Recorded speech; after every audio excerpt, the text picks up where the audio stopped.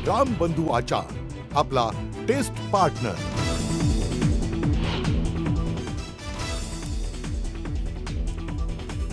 GST बाबत मोदी सरकारचा मोठा निर्णय। 12 आणि 28% जीएसटी स्लॅब बंद।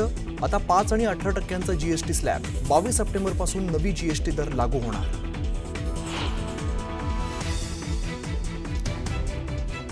आरोग्य आणि जीवन विम्यावरती कोणत्याही प्रकारचा जीएसटी लागणार नाही। जीवनावश्यक वस्तूंचे दर कमी होणार। जीएसटी परिषदेच्या बैठकीत मोदी सरकारचा निर्णय।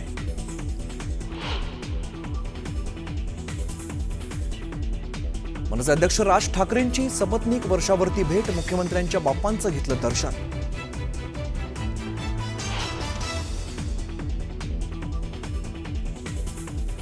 ओबीसींचं नुकसान होत असेल तर कोर्टात जाणार। मराठा आरक्षणाबाबत जीआर बाबत छगन भुजबळांची भूमिका।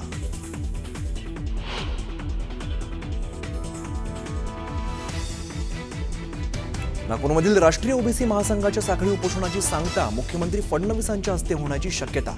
उद्या मुख्यमंत्री आंदोलकांना भेटणार असल्याची माहिती।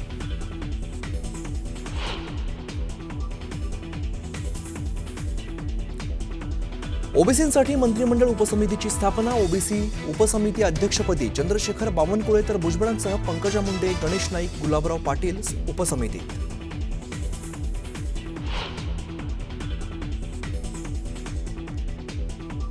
मराठा आरक्षणाच्या जीआरमुळे काहीही फायदा होणार नाही। आरक्षण याचिकाकर्ते विनोद पाटील आणि मराठा महासंघाचे अध्यक्ष राजेंद्र कोंढरेंचं मत।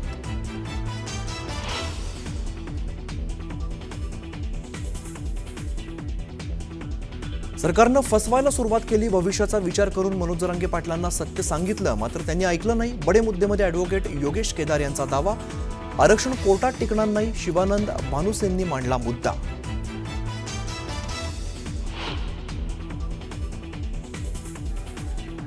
ओबीसी आंदोलक लक्ष्मण हाकेंनी राज्य सरकारच्या जीआर फाडला। मराठा आरक्षणाविरोधात ओबीसी आक्रमक। राज्यभरात ओबीसी आंदोलकांनी जीआर फाडले।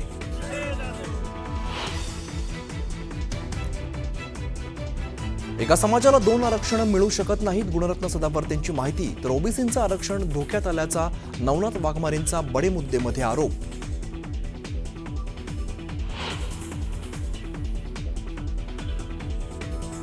दादर स्टेशन बाहेर पार्क केलेल्या दुचाकींना आग। आगीत 7 ते 8 दुचाकी जळल्याची माहिती।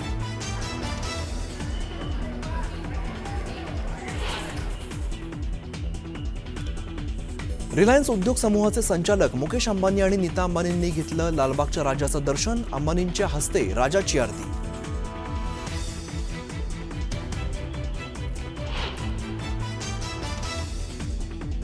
आणि उपमुख्यमंत्री एकनाथ शिंदेंनी घेतलं न्यूज 18 लोकमतच्या बाप्पांचं दर्शन। शिंदेंच्या हस्ते बाप्पाची आरती संपन्न।